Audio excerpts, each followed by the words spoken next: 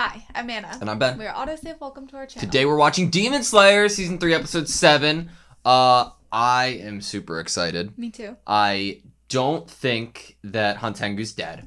I don't think this is gonna be, you know, the moment that Tanjiro slices his head off. I think that a problem will arise that will lead into more fighting and cool animation and cool moments. Unfortunately, I also believe that is so. I mean, it was very, very nice, that kind of ending part of last episode where Genya gives Tanjiro permission to kill Hantengu instead of him. And you would think, oh, maybe that's it. Maybe this is going to be the time. But it's also so early. But you know what's exciting, though? Like, I really enjoyed last episode because of how much Genya and his backstory we got. Last season, we had all of our gang, I guess, turn up, right, and level up. I am hoping that along with Tanjiro and the Hashira, Genya is also going to reach new heights. And that, like, that's my hope here. Agreed. Like, it's kind of like, okay, Tanjiro, I know how badass you are, right? I'm excited to see it and how they play it out, but I'm hopeful that Genya has his moments too. Also, like, the power of friendship. Like, come on. Tanjiro, I mean, all of them helped in Season 2 at the very end with Gyutaru. Maybe we need Genya and Tanjiro and Mitsuri to all... We're all going to be on the same battlefield at some point, right? Exactly. We have to be. All right. Okay. Is it going to be this episode? Probably not. But No, I'm excited probably for it. You ready? Yeah. Sweet.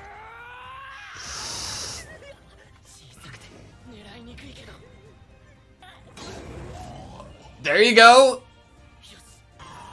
Fear. Here we go. Awful villain. All of them are awful. All of these demons are awful. It reminds me of Season 1. The Oh, screen, the teeth. where they... Yeah. We hated that demon.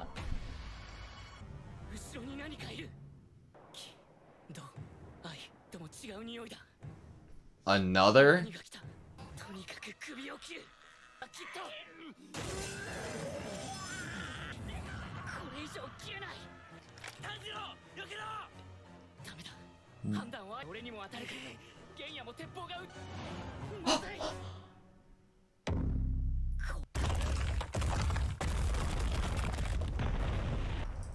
So Hatred's like the final boss of protection of the main body.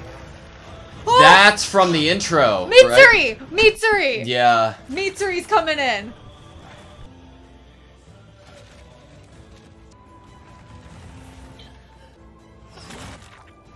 Nice. Oh, our legs.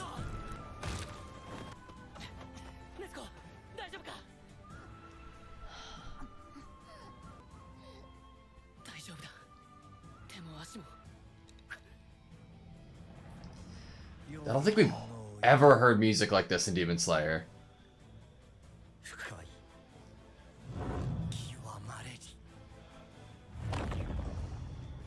This is the real upper four. This is the Gyutaro. The big guns. This is Tadaki. Yo! We're the villains! that totally fits Hantengu. Oh. He's like a superhero for Hantengu. Is it combined? Maybe. さっきまで怒りの鬼だった。あの小さい鬼の首を切りかけたとき、怒りの鬼が両手を掲げた。瞬き一度の間に引き寄せられたのはドラクの鬼。Oh! 潰されるようにして一つ瞬きする間に、アイゼスの元へ移動。アイゼスは口を開いたが、声を発する間もなく。 Anger takes in all and takes over all of the other emotions and transforms into hatred. Do you think it can still absorb Hantengu? なんだ。合体したのか。子供だ。本体だと思われるジジイを合体。待て。 Holy shit. This reminds me of Rengoku. Oh, like kind of the music of Akaza's fight with Rengoku? Just the whole atmosphere, too. Yeah. The fear, the presence.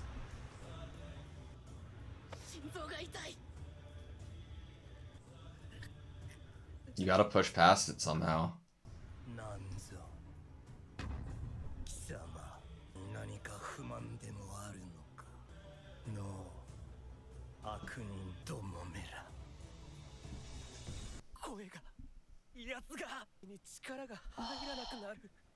It's kind of fuzzy. Yeah. To show the shaking. 弱き者をいたぶるからよ。小さく弱き者を切ろうとした。はもう鬼畜の所業だ。It's like different personalities are created to protect the original. 誰がだ。ふざけるな。食った人間の数は100や200じゃないだろう。お前に何をした。償わなければならないことをしたのか。被害者ぶるのはやめろ。多少ねだ。 Go off, Tanjiro. Hell yeah!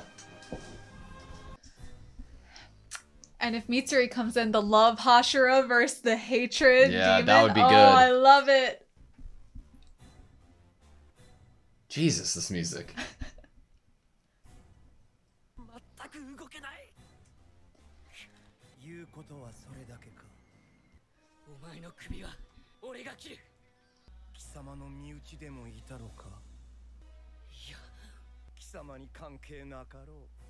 そのような人、あと同じような思いをする人、俺はこれ以上だ。貴様は関係なかろう。とに何の理由がいる。So it's all about the self. Yeah. ともわからないお前の方こそ。All right, Tokito. その痩せ我慢の顔。 とてもいいです。想像力が高まります。少し眺めていたいところですが、このあばら屋の中を拝見いたします。を守ろうとしているのか。The sound design. You could hear it going in a pot. You know, you could identify that with your eyes closed. 肺に残っている空気がなんとか一撃出せる。一の型。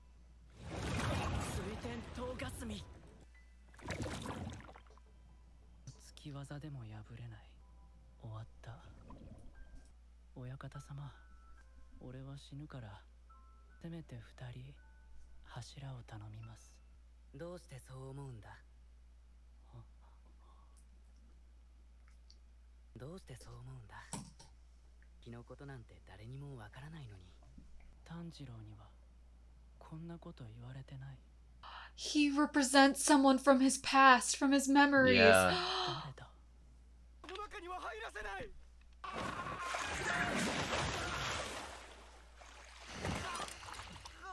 Fucking art school dropout piece of shit.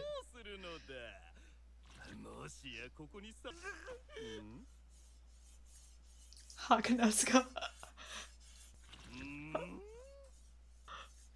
Hell yeah. Oh my god.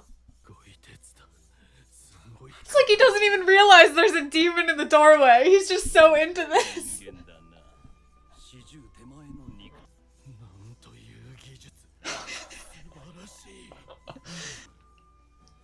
You want to see artwork?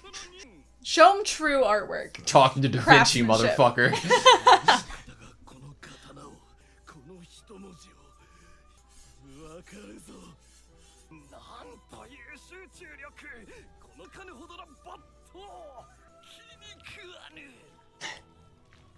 It's about me! You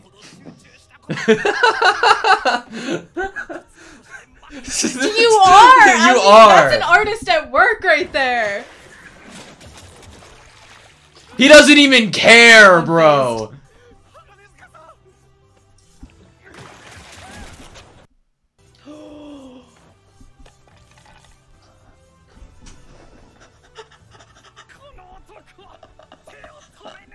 That god refuses to stop.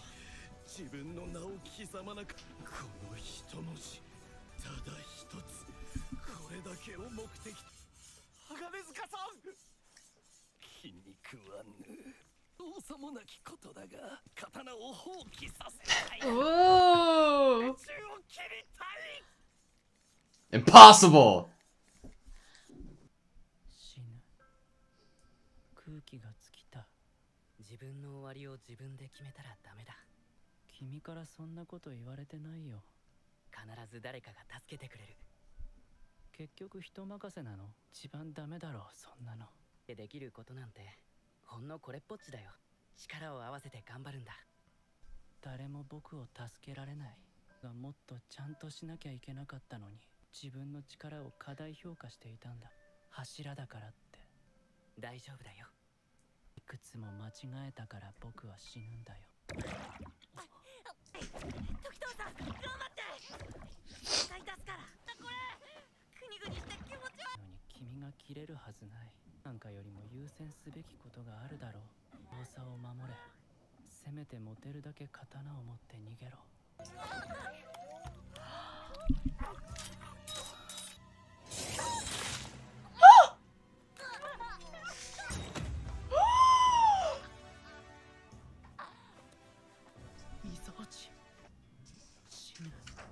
君じゃダメなんだどうしてわからない僕のところに来るな助けようとするな見ることはない Giving him air. Kotetsu. Like his last breath. Oh my god. 巡り巡って自分のためになるそして人は自分ではない誰力を出せる生き物なんだよ知ってる呼吸2の方罪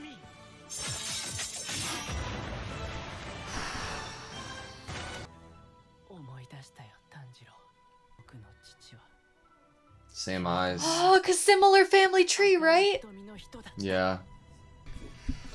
Is Kotetsu dead? Was that his, like, last breath? I don't know, but that would be really poignant, right? Yeah.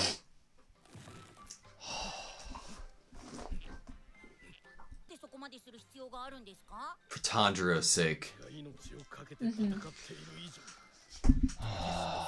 Okay, that was Demon Slayer, Season 3, Episode 7. I'm just, like, immediately going back to try to look at Haganesuka's face more. Totally cool with me. Look at God. him. Look at him.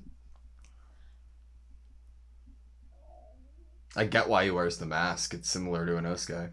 Yeah, honestly. Mm-hmm. You just... Somebody who's so selfless that they understand that they don't want to cause distraction to other people during their day-to-day struggles and lives that... And he's so, like, concentration and being concentrated on your art. I mean, he doesn't want to break the concentration of the other swordsmiths in the village, you know? Yeah. Or the demon slayers that get his swords. Bro, Gyoko wishes. Like Gyoko has a vision of himself in mind, and that embodiment is Haganesuka. And he's, like, so fucking frustrated that he's just, like, as much as he tries to fake be that person, he doesn't have the sheer will and grit and perfection that Haganesuka exudes. Mm-hmm. The true love for, like, putting your whole soul into something. Like, Gyoko's like, oh, I'm gonna use a bunch of words and that's gonna show how powerful and awesome my piece is, but, like, that's nothing about putting your soul into your work and putting blood, sweat, and tears into it. You knew how fickle and trashy of an artist he was based off of how much over-explaining Gyoko had to do. Yeah, like, sometimes it's nice to read, like, the little plaques next to art pieces, but it's also nice to kind of, like, look at it and come up with your own wondering of what the artist meant by what they did. And honestly, I'm kind of scared for Gyoko's flashback of his human life if we ever get it, because normally I feel kind of bad for the demons when we get that, but I don't think I'm gonna feel bad for him. I don't know. Yeah. Not feeling it yet. I just have a feeling that he was just like he is as a demon. You know, some people are just lost causes. Which is kind of nice in comparison and pairing with who he was sent with, being Hontengu. Yeah, Hontengu's kind of development as the type of demon Hantengu is and the power that Hantengu has can definitely lead us to some ideas of how probably awful his human life might have been. Yeah. So it's kind of interesting to have them have been sent together. I think that it's interesting that they've been sent together because there's like pairings, right? You even talked about like love and hatred, and I was like, okay, well, what's the pairing between Hantengu and Gyoko? Like hatred and what? But no. It's like it's breaking the fourth wall, right? Hantengu having this hatred form is resonating with me of how much I hate Gyoko. Yeah, there you go. It's I don't think he's my most hated character in this entire universe. Pompous Gyoko. Prick, yeah. He is the freshman year of art school. He dropped out because nobody got him and his work. No one would listen to him explain his work enough, and he was like, "They just don't get it." He was too good, right? He's like telling everyone that he's better. He's saying he's in all these galleries. I highly doubt it. I don't want to see. Bro, Imgur isn't a gallery. Reddit's not a gallery. Fucking hate Gyoko. I don't want to see his. What a piece of shit, dude. Mm-hmm. But I really loved this scene and how Gyoko wasn't even like, this is a demon that has fun, like, killing people. And he's just like, how do I break this guy's concentration? Like, he doesn't even care at the moment about killing or finding the thing in the village that's being protected and hidden. He's like, I finally met my match. Yeah. Fucking Muzan's like trying to tap in, be like, dude, hey, we have a mission right now. Hello, I gave you some of my blood. And fucking Gyoko sitting there like, nah. Like, this is my greatest rival. I could so easily kill him, but I don't care. It's not about that right now. I wonder if Gyoko will just end up, like, being the cause of his own demise out of just pure respect. I think that would kind of fit Gyoko's end to probably out of either distraction being able to be killed because he's very distracted. Humility. I don't know. He could easily be distracted right now because he's very enamored with Haganeska, which I don't blame him. How could you not be? Yeah. And I think with obviously we have Tokito just broke out. I don't know how quickly Gyoko is gonna realize that, especially as Gyoko has now decided he has a mission, which is to break the concentration of this person in front of him. I don't know how much he's gonna care about the mission of killing the demon slayers or whatever else he has to do here. So I think Tokito might have maybe an easier shot. Honestly, I would also like it if Haganeska just was like, shut up, you're breaking my concentration. But that in itself would break his concentration. He can't even say shut up. Can't even he's say like, shut up. He doesn't know anybody else is in the room, right? Like, truthfully. And so Tokito's just gonna take him out. Haganeska's gonna have no idea there was an even demon here. Yeah. He's not even gonna know there was a demon here. I can see it going like one of two ways, basically, and that is, you know, a little more of torture on Haganeska, unfortunately, but Gyoko being a bit distracted, he ends up battling it out with Tokito, and then Tokito would win.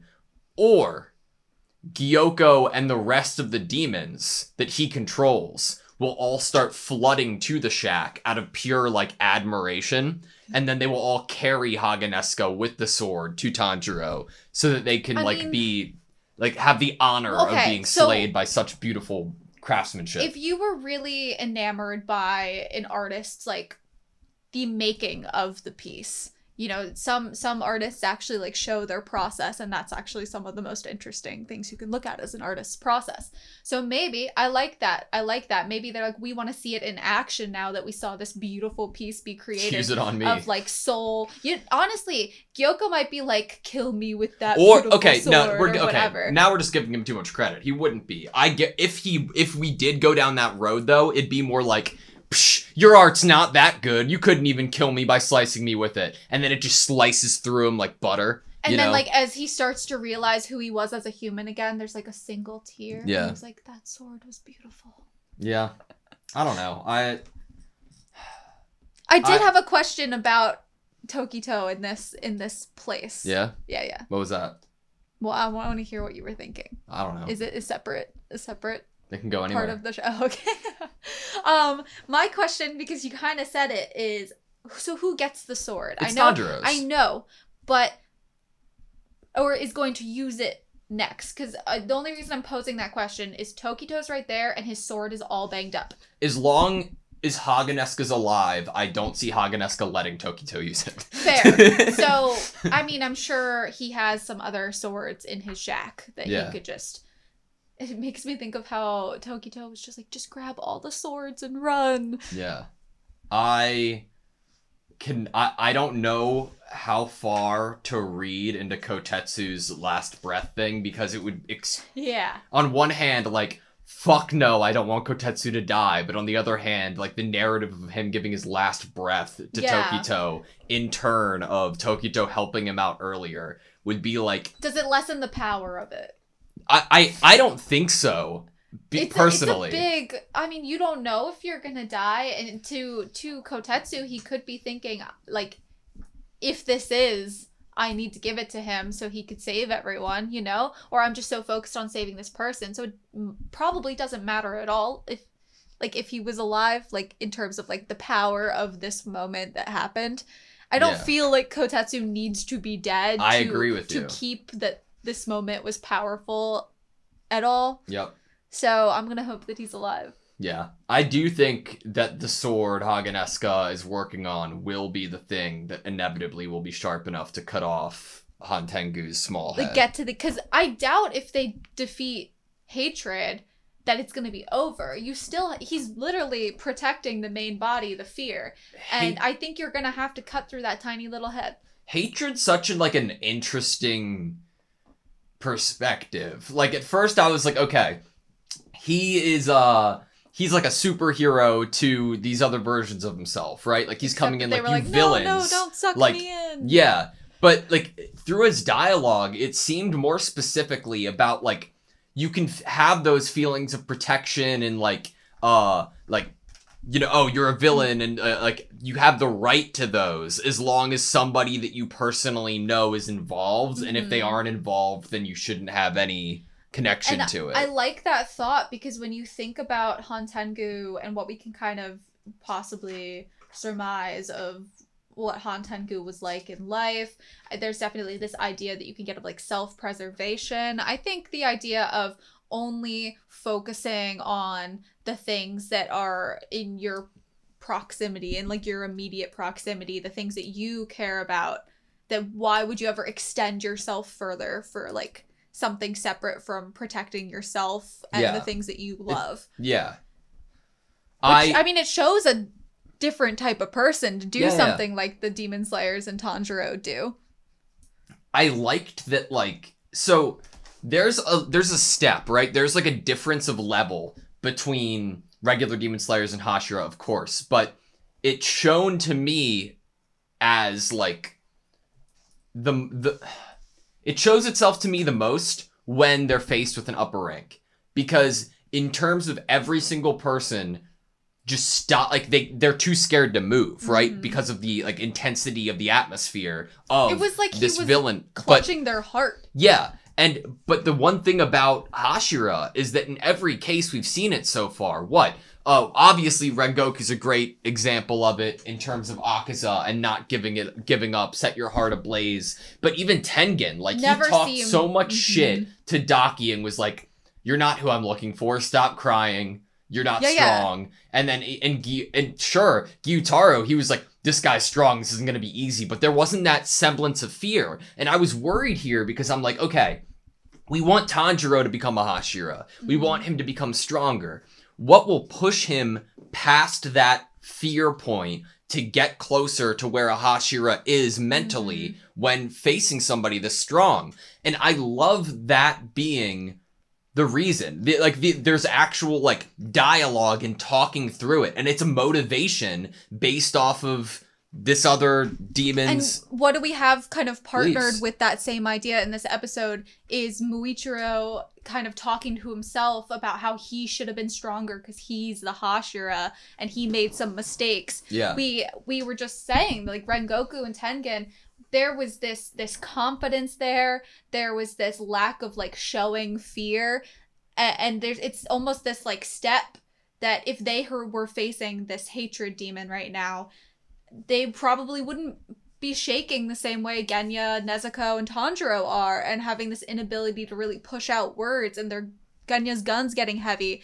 And what is that difference there? Is it just putting your fear in the back of your mind and rising above it and able to just be like, yeah, I know I could die here. I know this is scary, but I need to do this. I'm sure, like, obviously, so, like, a big part of it's genuine skill, right? But it really does seem like that mentality, that confidence, that sure of what you're doing is the right thing. And you're not going to, like, allow this person to harm any more people, regardless of, like, of the potential of how strong they are. Like, if that fear of death, like, all of that's out the window. It doesn't matter, because just like the person who forged this sword, all the Hashiras have in mind is that single-minded determination that they are going to defeat the demon in front of them and make sure nobody else dies. It's like when we have Tanjiro envision this thread that links him to the neck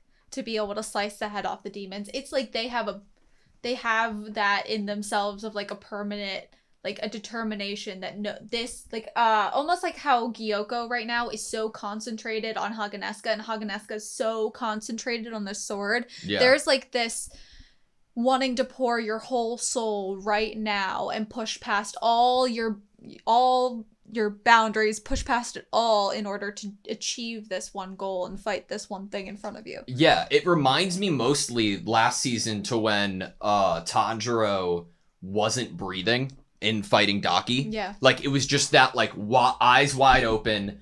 I'm not even, like, thinking, right? I'm just doing. I'm just acting. And it's like that immersion is just so... it's inspirational, you know, to other people, too. I wrote this down in what you were just saying. If I'm trying to think of a Gyoko redemption arc, it's him being an art critic. Like, him being, like, a Yelp reviewer of artists. Maybe the art game isn't for him, but he probably would always have some shit to say about somebody else's art. Like, he could always be like, think about how he's admiring, or not even admiring, but analyzing and talking about Haganeska and his method right now. Oh yeah, he was not a teacher. This man was not a teacher. He either thought of himself as the best new-coming artist around, or he was some type of art critic. No, okay, like how we're joking about it, sure, but truthfully, how Demon Slayer has portrayed previous demons and their extraordinary skill in writing those demons in the paths that lead them to where they are today. Think about the drum demon in season 1 even.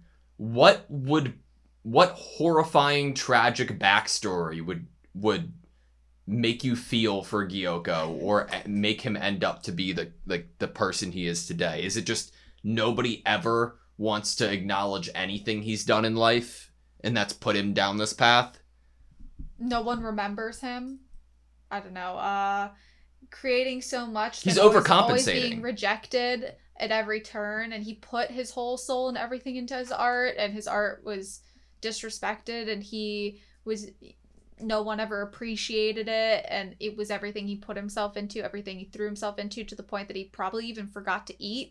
Because, like, sometimes if I'm, like, really into, like, a painting or a piece, I will forget that food exists and that I need to eat. Maybe it's that he was rejected so much from his... And what sometimes, like, to an artist, like, probably their painting or their work is an extension of themselves. So if you reject that, you are rejecting, like, a piece of their heart. So I wonder if it was like maybe he used to have a similar way of making or being in his own life that's similar to the immersion that Haganeska shows and determination that he shows. And after a while of that, he started to care about the reception, if he never got any, and then over his demon life and a course of time, now he's so focused on like the attention of it, and he can get it through fear. Yeah, he can now get the attention that he wanted before, and the respect in his art that he wanted before, probably in his past life, now out of fear, rather than, sure, it's a reaction, but is it the reaction that means the most? Is the fear... Is fear an easy reaction to get, and that's why down the line it's going to be the inevitability that it's not the reaction that means the most. You know what would be crazy to see? How would Gyoko react if when he's giving his spiels and stuff, if someone was like, yeah, I get it. Like somebody's about to Acknowledged kill. it? Like what would he think? What would Mitsuri and Gyoko's conversation look like, you know? I don't know. I'd want to see Tanjiro and Gyoko probably. Oh, okay. So both are good, because I could imagine Mitsuru being like love and trying to find the beauty in love and things. Yeah. But in the same way, I could see Tanjiro doing the dumb face like he does Yeah, to... like listening to him and be like, oh, okay, I get it. But in his like internal dialogue, he's like, I don't get it. What's he saying? I don't get it. Nezuko, what's he saying? So I'm like, what would his reaction, if this is our headcanon of what his past life was like, it makes you wonder if, because the demons sometimes have reactions to something that they either wanted. Because if you think of Rui and his reaction to seeing Tanjiro saving Nezuko and like, oh my god, that sibling love bond, like, bro, give Gyoko something that he had wanted, like actually from his human life, I wonder how that would... I figured it out. Okay. Like, I figured out his past. What is it? He's an artisan. He makes pots, and he... It has to... Oh, you're right. It has to be vases. And he was doing pottery, and he put all this extra care and attention into even painting his pottery, had water on them, different designs. Nobody acknowledged them. Pots aren't to be cute and pretty and looked at. Pots are to be carried. Yeah, just tools to have things carried in. Yeah, and then more for practical means, and he was making pretty ones, and it's like... there was probably a lot of like poor people. He was probably in a village. His family needed him to make more pots to make more money, and whereas trying to just churn out as many as possible, he was not, and putting more focus into the attention and care into them, and then rather than has like genuinely. That's I feel like that's a decent. I like it. Yeah. Mm-hmm. A couple things. I love talking. I love Demon Slayer so much.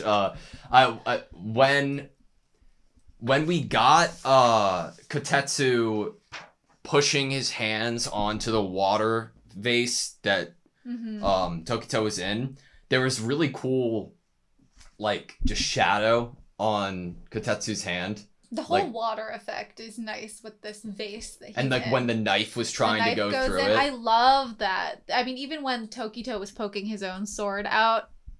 Yeah. The whole thing acts like you'd imagine. You see the shadow on his hands where he's touching it. It's just really nice. The attention to detail is amazing. It's like you're at the aquarium and you're like, whoa.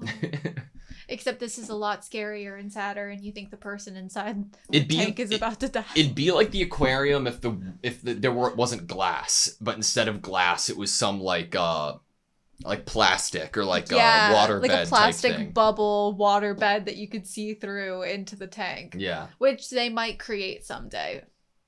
For like an interactive aquarium. That would be such a bad idea. I mean, you can't look. He's stabbing it with a knife and nothing's happening. If it was this strong, sure, that you're right, but I still wouldn't go there. I mean, maybe if I was passing a shark tank, I wouldn't want to go in there. So, if you had to make a guess at where Mitsuri's going next in terms of Tanjiro or Tokito, Tanjiro, right? Yeah, same. And is that purely because we saw an opening for this season? Maybe. In my mind, it's just like one Hashira per upper rank. I think it also makes sense in terms of like where Tokito is at the end of this interaction. Yeah. You know, and at the end of this episode. I have belief, especially we get this emotional, him being told to never give up by Tanjiro and then having some memories unlocked for him. Oh, he is about to go to town. Yeah. After he gets broken out of this vase. I have one more thought, and it's a little out there. Okay. I have a bad feeling in my stomach about Nezuko. Like there was something about when she regenerated her legs and her limbs and was on the ground and Tanjiro acknowledged that she'd be okay. Like, something felt off-putting to me about it. I find this whole fact of how fearful even she is feeling in front of this demon, in front of the hatred demon, it seems like even she is being affected in a very similar way to Tanjiro and Genya. And so that does worry me. But yeah, there was this weird, him checking her leg out. She'll be fine. So is it that the tattoo goes wherever a regeneration has happened. Is that like the thing? Maybe. But I do get you that there was that just him being like, oh, okay, gotta make sure Nezuko's okay before I like go on to. There's something with the timing. I think the timing made me unsettled. Looking down at her leg and being like, oh, okay, she regenerated, but it was almost like a little longer. Yeah. Like there was a little more there to breed some possible suspicion or skepticism about if she was actually okay. Which is scary, because that's a route I don't want to go down. But also, like, how is Tanjiro, Tanjiro can't fight this demon by himself, I don't believe. Maybe and it seems like Genya and Nezuko are also as scared as him. So, honestly, I don't know. I really hope none of them are, like, liabilities to if a possible Hashira runs in. I hope that they can kind of stand their ground, because the last thing you want is to have to jump in and like protect 3 people while also trying to defeat this upper rank at the same time. But who could do it? Mitsuri, I totally believe in her. Yeah. I'd say that Demon Slayer is the hardest show to wait a week for in our entire channel history, for me specifically. Is it because it's so like action? It's a roller coaster. I hate roller coasters. It worked so well in a movie format. It worked so freaking well in a movie format. I think in a series format too, man. Or like that's like watch. Yeah, it works really well when it's all already out and you're kind of can like binge watch it as much as you want. Especially because so many of the episodes are like you get right back into an actual action scene and fight into the next episode. I will say that like they're different experiences, right? And it's not at all.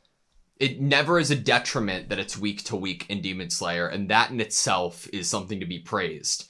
That being said, in my own time, I have been rewatching season 2 of Demon Slayer, and holy shit, when it gets to I think like episode 13 maybe, or 12 maybe, to like episode 18, that entire like span of a fight, being able to rewatch the episodes probably like one an after hour another, of real life time or like in universe time broken into all these episodes. Fucking good, man. Like nothing can compare to that. Like the level of quality and animation and choreography is just so insane. And I it's always a joy to watch the show because it's fun to talk about too. I think Demon Slayer does well for, even if I think it works really well in terms of like watching it all together, watching it in movie format. I also think that it reminds me of like a childhood Sunday cartoon or something that you'd be on your couch and you'd be like, it picks up right where you left off. And it's that I never like forgot what was about to happen because I looked forward to it all week. Like I know what's going to happen next episode. And because it's so action packed and so exciting and such like a moment to do on whatever day you watch it, it's such an event that you definitely will remember when you get into the next episode a week later. It's also personally one of my favorite shows to discuss and talk about with you, because it hits so many levels, right? I feel like we can have fun in like a comedic way talking about it. We can analyze the characters and the development of it. We can analyze the animation and the direction of it. We can try to theory craft. Like, it kind of hits all of those notches. And my only complaint about Demon Slayer is that this season's release date is inconvenient for like us specifically. 1:45 or which whatever. is just not fair for us to complain actually about. The other thing that I love about Demon Slayer is there's a lot of shows that have like this power capping individual main character. It just ends up being super powerful for some reason and ends up being able to defeat every single opponent that's in front of them. Like, oh wait, how are they able even to defeat that opponent when this one's supposed to be even stronger than the last? And the growth that happens, or just the fact that they somehow are literally the most powerful person on the planet is so unrealistic. And what I like about Demon Slayer is it's not that. Like, Tanjiro's strong and he keeps building and he keeps growing, but there's also that dynamic of sometimes you need help from other people. Sometimes there's a trick you need to figure out where's the weak point on this demon. But a lot of the time it's a joint effort in order to and that's what it shows, the power scaling as these demons, and then these demon slayers as humans, and that what humans have to do is come together in order to defeat these demons. A great point. Whereas what I hate about the things that you're like saying this isn't is everything that I dislike about Dragon Ball Z. What you're saying, everything you like, reminds me but isn't identical to everything I love about Dragon Ball and the original series. I think that this does like the coming together aspect well, like because that doesn't happen too much in original Dragon Ball in terms of like the final boss at least. But in this show, it like shows you like the next step, right? It feels growth, more satisfying. But not that you weren't relating to Dragon Ball because you haven't seen I've it. never But seen Dragon Ball. It feels more satisfying in the sense of like it's natural progression, but also like, oh, I get that the main character has like properties about him that a main character would, but he isn't completely reliant on that fact for his growth and his victories. And we also get in Demon Slayer that growth has a lot to do with effort. Yep. And time and training and learning different techniques and breathing techniques and experience. So it makes it feel more satisfying in the end when they are able to defeat a demon finally. It's like, oh, yes, we actually got this one. Because it actually has you on the edge of your seat being like, can we actually win here? Because you know there's a possibility that they might not be able to. You know that like stakes are high. Obviously, they're probably going to survive. Probably. But you still feel the tense energy of the fight. Yeah. Because you know it's going to be hard fought. Yeah. Yeah, and that's interesting because like the tenseness doesn't come from will they or won't they die at the end of this episode, or will they defeat the demon at the end of this episode, at least early on like this, right? I think it comes from the actual pacing of the fights and like the excitement and like that it brings. It actually feels like a tough fight. Yeah, it feels like a real fight that I'm watching, you know? It's awesome. All right. Oh, okay. Thank you guys so much for watching this video. Please like, comment, and subscribe, and we hope to see you next time.